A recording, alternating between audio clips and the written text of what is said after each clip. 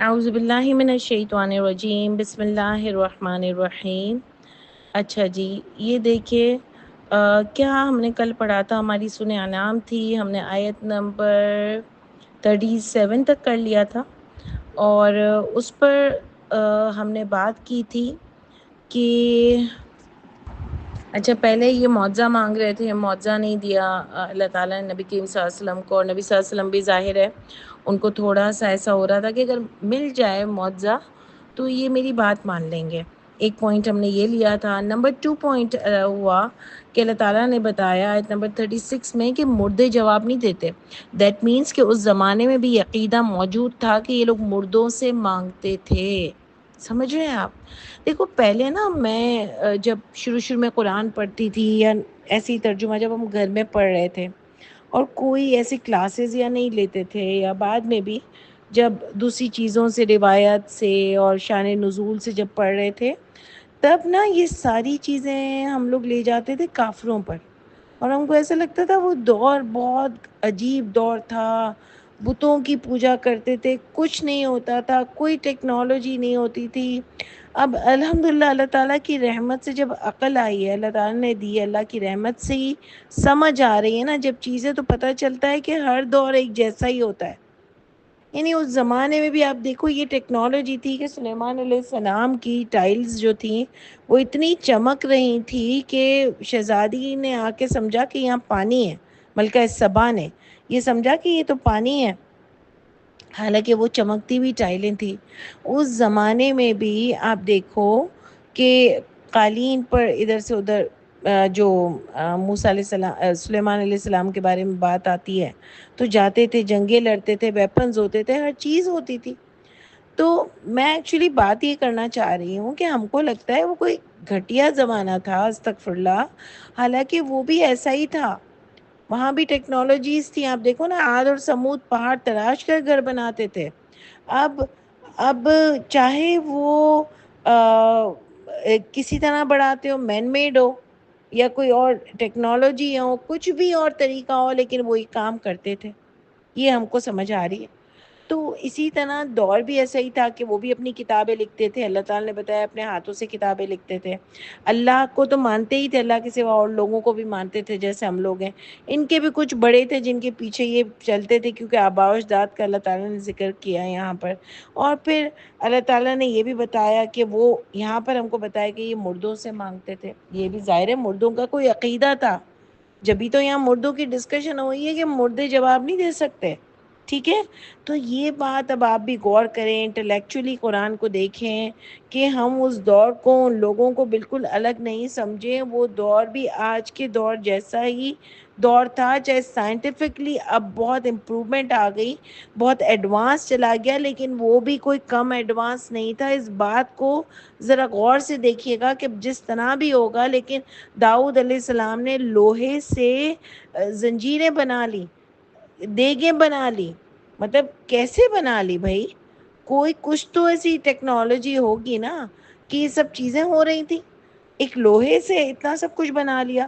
تو us that means کہ کوئی تھی، ایک لائف تھی، ایک زمانہ تھا، ایک کوئی چیز تھی، کوئی بالکل پتھروں کا زمانہ نہیں تھا۔ وہ بھی اس وقت بھی لکھا جاتا تھا، قلم کی بات ہمیشہ ہوئی ہے، ان کی بھی وصیت لکھی جاتی ہوگی، ان کا بھی سب کچھ ایسے ہی ہوگا، کیونکہ اللہ تعالیٰ کے تو اصول ہمیشہ سے ہر کتاب میں ایک جیسے ہی ہیں۔ تو یہ تھوڑی کہ کوئی پتھر وتھر اس پہ لکھتے تھے، اور کوئی پڑھائی لکھائی کچھ بھی نہیں تھی، بھئی تھی۔ نبی کریم صلی اللہ علیہ وسلم کے زمانے میں بھی کافر پڑھے لکھے تھے، تو نبی صلی اللہ علیہ وسلم، اور خود حدیث میں آتا ہے، ہم تو نہیں بول رہے کہ وہ بات حقیقت ہے، لیکن آپ بتا رہے ہیں کہ کافروں سے یہ فدیہ لیا کہ مسلمانوں کو ذرا پڑھا دیا کریں۔ تو کیا پڑھائیں گے؟ کوئی دین تو نہیں پڑھانا تھا نا ان کو، ان کو تو ظاہری بات ہے کہ ان کو دنیا کی نالج دینی تھی۔ تو دیٹ مینس کہ پڑھے ہوئے تھے۔ ویسے بھی تو میں اس بات کو مانتی بھی نہیں ہوں کہ سارے کیا کافر ہی پڑھے ہوئے تھے اور مسلمان جاہل تھے، ایسا تو نہیں ہو سکتا نا، کچھ نے پڑھا لکھا کی ہوگی، کچھ نہیں کی ہوگی، جیسے جو آج کل کا دور ہوتا ہے۔ تو ذرا دماغ کھول کے اس بات کو سمجھنا چاہیے۔ پھر اللہ نے فرمایا کہ اللہ تعالیٰ یہ جو معجزہ تم کہہ رہے ہو، اللہ تعالیٰ تو اس کی بھیجنے پر قادر ہے، مگر یہ کوئی اچھی بات ہی ہوتی معجزہ مانگنا؟ اللہ تعالیٰ نے جو بتایا کہ اگر واقعی بھیج دیں گے نا، تو تم برباد ہو جاؤ گے. جیسے ان کو دسترخوان کا جب کہا تھا مائدہ میں، سورہ مائدہ میں جب ہم نے پڑھا تھا، انہوں نے دسترخوان مانگا تو اللہ تعالیٰ نے فرمایا میں بھیج تو دوں گا، لیکن اس کے بعد اگر اب کوئی نہیں مانے گا نا تو پھر اس کو سدھرنے کی مہلت نہیں ہوگی، بلکہ وہ برباد ہو جائے گا. تو وہی بات اللہ نے فرمائی میں بھیج تو سکتا ہوں، لیکن تم جانتے نہیں ہو کہ یہ جو مانگنا ہوتا ہے وہ اس کے آفٹر افیکٹس کتنے برے ہوتے ہیں. اور پھر اللہ تعالیٰ آیت نمبر 38 میں فرماتے ہیں کہ وَمَا مِن دَابَّةٍ فِي الْأَرْضِ، اور نہیں ہے کوئی چلنے پھرنے والا فی الارض زمین میں، ولا طائر، اور نہ ہی کوئی طائر پرندہ، یطیر اڑنے والا پرندہ، بجناحیہ، یعنی اللہ تعالیٰ فرماتے ہیں کہ کوئی ایسا حیوان یا پرندہ چلنے پھرنے والا یا کوئی اڑنے والا پرندہ ہے مگر امثالکم، ان کی بھی تم لوگوں کی طرح جماعتیں ہیں. یعنی اللہ تعالیٰ فرماتے ہیں کہ یہ بھی اللہ تعالیٰ نے اس میں بھی معجزہ دیکھنا ہے تو یہ بھی معجزہ دیکھو. تمہیں معجزہ ہی چاہیے نا، تو اس میں معجزہ دیکھو کہ جو چلنے پھرنے والے کیسے ہیں، کتنے اللہ تعالیٰ نے دنیا میں جانور بنائے، اور یہ اڑنے والے کتنے ہیں، یہ سب بھی جناحی، یعنی اکیلے اکیلے نہیں ہیں، یہ بھی گروپس میں ہیں، یعنی یہ بھی گروپس میں ہوتے ہیں، ان کی بھی بہت ساری جماعتیں ہیں. یہ اللہ تعالیٰ ہم کو بتا رہے ہوتے ہی ہیں نا. آپ دیکھتے رہ جاؤ کہ ان کی بھی ماں باپ بچے یہ وہ ملتے ہیں، باتیں کرتے ہیں، ان کی سینس کتنی اچھی ہوتی ہے.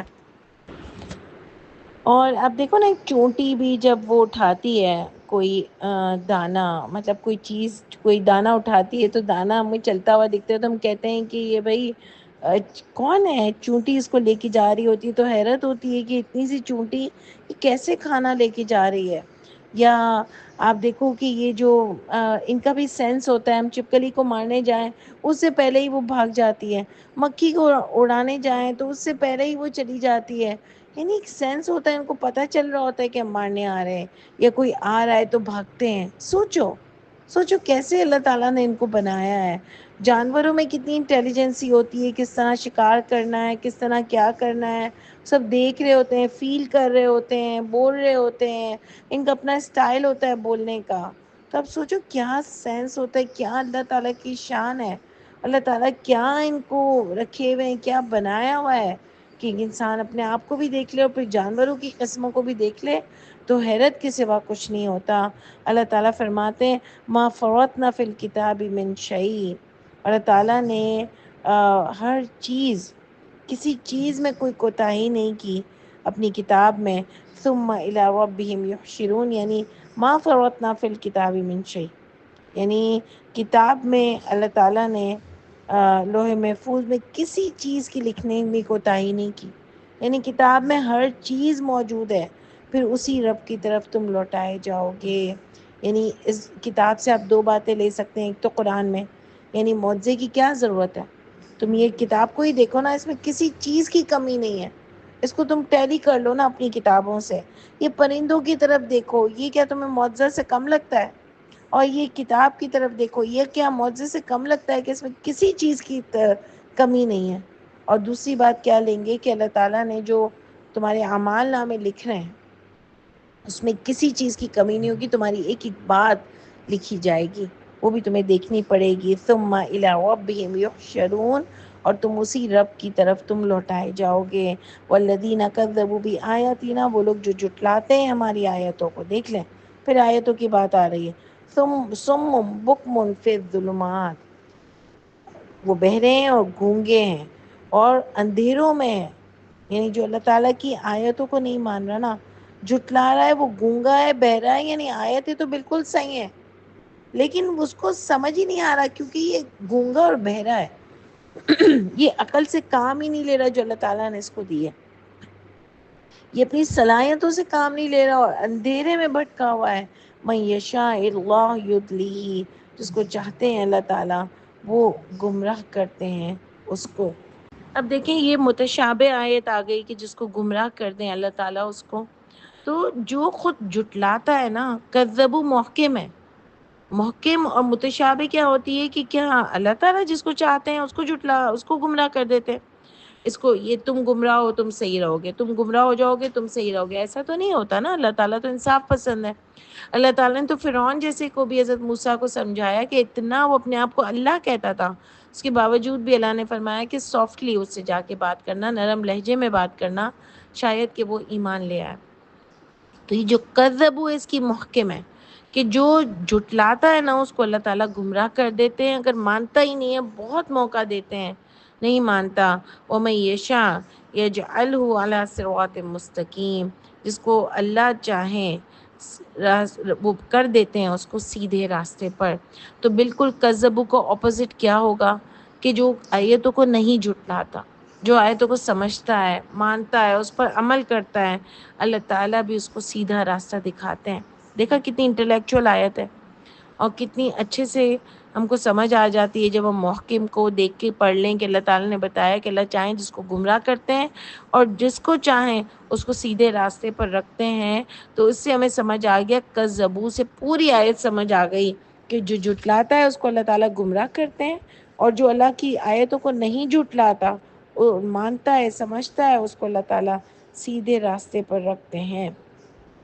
پھر اللہ فرماتے ہیں قل ارأیتکم ان اتاکم عذاب اللہ، کیا آپ کہہ دیجئے کیا رائے ہے یہ کہ اگر آئے تم پر عذاب اللہ کا، او اتتکم الساعہ، یا آئے تم پر قیامت، غیر اللہ تدعون، کیا علاوہ اللہ کے تم پکارو گے، ان کنتم صادقین، اگر ہو تم سچے. یعنی تم پر عذاب آئے، ان سے سوال کرو، اللہ کہہ رہے ہیں. یعنی سوال پتہ ہے ہمیشہ کیوں ہوتا ہے؟ کلاس میں ٹیچر سوال کیوں کرتی ہے بچوں سے؟ تاکہ ان کا تھوڑا ذہن کھلے، یہ ٹریکی کویشچن سے پتہ چلے ایکچولی یہ لوگ سمجھیں بات کو یا نہیں سمجھیں، ان کو سمجھ آ رہی یا نہیں آ رہی، تھوڑا ہلے.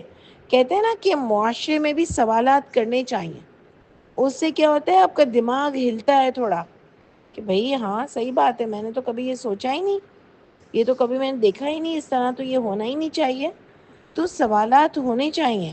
تو اللہ تعالیٰ نے سوال کیا کہ ان سے پوچھو کہ کیا رائے تمہاری اگر تم پر عذاب آ جائے. اس کا مطلب ہی کسی اور کو مانتے تھے نا اللہ کے علاوہ، مردوں کو بھی مان رہے تھے اور بھی انہوں نے کچھ اپنے بڑے بنا کے رکھے تھے. تو کیا رائے ہے کہ اگر تمہارے اوپر قیامت آ جائے یا عذاب آ جائے تو تم اللہ کے سوا کسی اور کو پکار سکو گے؟ یعنی کوئی اور تمہیں بچا سکے گا؟ کیونکہ ایک جگہ یہ بھی آتا ہے کہ جب یہ سمندر کے بیچوں بیچ ہوتے ہیں تو پیورلی اللہ کو پکارتے ہیں، کیونکہ اندر سے ان کو پتا تو تھا ہی کہ بچا تو صرف اللہ کی ذات ہی سکتی ہے، لیکن یہ ضد کی وجہ سے ماننے کو تیار نہیں تھے. یہاں بھی اللہ ان سے کوشچن کر رہے ہیں کہ کیا تم ایسی موجودگی میں تم ایسی حالت میں کسی اور کو پکارو گے اگر ہو تم سچے؟ یعنی واقعی اگر تم سچے ہو تو پھر پکارنا کسی اور کو، اور کیا بتاؤ کہ پکارو گے؟ بلکہ ایاہ تدعون، بلکہ ایاہ صرف ہو اسی اللہ کو، تدعونا تم بلاتے ہو، فیکشف پس وہ دور کر دیتے ہیں، ما تدعونا جس کے لیے تم پکارتے ہو، الیہ اس کو، یعنی جس کے لیے تم پکارتے ہو اس کی طرف، ان شاء اگر چاہتے ہیں اللہ تعالیٰ. یعنی بتا رہے ہیں کہ بلکہ تم صرف اسی کو پکارتے ہو اس وقت، یعنی جب تمہارے پر عذاب آتا ہے اور قیامت آئے گی تو صرف تم اسی کو پکارتے ہو، پس وہ دور کر دیتے ہیں جو تم پکارتے ہو اس کو، اگر چاہیں اللہ تعالیٰ. جس مقصد کے لیے، جس مصیبت سے بچنے کے لیے تم اس کو پکارتے ہو وہ دور کر دیتے ہیں اس کو اگر چاہتے ہیں تو. وَتَنْسَوْنَ مَا تُشْرِكُونَ اور تم بھول جاتے ہو جن کو تم شریک کرتے ہو. سمجھ آئی؟ یہ بتانا کیا چاہتے ہیں اللہ تعالیٰ آیت نمبر 41 میں؟ یعنی اندر سے تم کو پتہ ہوتا ہے کہ ایک اللہ ہی سپریم اتھارٹی ہیں، لیکن پھر بھی تم ضد کی وجہ سے اللہ تعالیٰ کی بات کو نہیں مانتے ہو. صرف اپنے اندر عناد، ضد، تکبر، اپنے آباء و اجداد کے طریقے جو بھی اللہ تعالیٰ نے قرآن میں بتایا ہے صرف اس وجہ سے تم نہیں مانتے ہو. آپ کو یہ آیت پڑھ کے یہ نہیں لگ رہا کہ اللہ تعالیٰ یہ بتا رہے ہیں کہ جب تمہارے اوپر یہ مصیبتیں آتی ہیں تو تم کس کو پکارو گے؟ کیا اپنے شریکوں کو پکارو گے؟ اللہ کہہ رہے ہیں بلکہ نہیں، تم صرف اسی اللہ کو پکارو گے. اس کا کیا مطلب ہے بتانے کا؟ کہ ان کو اندر سے پتہ ہوتا ہے نا. نہیں، انسان ایسا ہوتا ہے کہ پتہ ہونے کے باوجود بھی نہیں مانتا. ہاں، ہم بھی ایسے ہی ہیں. آپ نوٹ کرو ہم کو، اپنے آپ کو. میں تو کرتی ہوں کہ مجھے پتہ ہے کہ اللہ تعالیٰ اس بات سے ناراض ہوتے ہیں. مجھے پتہ ہے میرے یہ کام اللہ کے سوا کوئی کر ہی نہیں سکتا. پھر بھی میں کہتی ہوں یہ تم دعا کرو، یہ کرو، اس کے تو فعل ہو جائے گا، وہ کر دے گا، یعنی تم کر دو یا وہ کر دو. مجھے اللہ سے زیادہ دوسروں پر بھروسہ ہوتا ہے. ایک تو ہوتا ہے نا کہ ظاہر ہے سبب کے ساتھ تو آپ مدد لوگے کہ بھائی اگر آپ کو لکھنا ہے تو آپ پین یوز کرتے ہو. اگر آپ کا کوئی بڑا کسی ادارے میں جاننے والا ہے تو آپ اس سے ہیلپ لیتے ہو. یہ منع تو نہیں ہے نا. لیکن بھروسہ اللہ کی ذات پر ہونا چاہیے. لیکن ہمارا بھی ایسا ہوتا ہے، حالانکہ ہم کو پتہ ہے کہ اللہ کے سوا کوئی کچھ نہیں کر سکتا. بہت ساری چیزوں میں ہمارے عقیدے کمزور ہیں، جس پر میں ڈسکس کروں گی انشاءاللہ. لیکن یہاں جو پوائنٹ پہ پوائنٹ ہم بات کریں گے تو بات یہ کہ ہم بھی اسی طرح کرتے ہیں.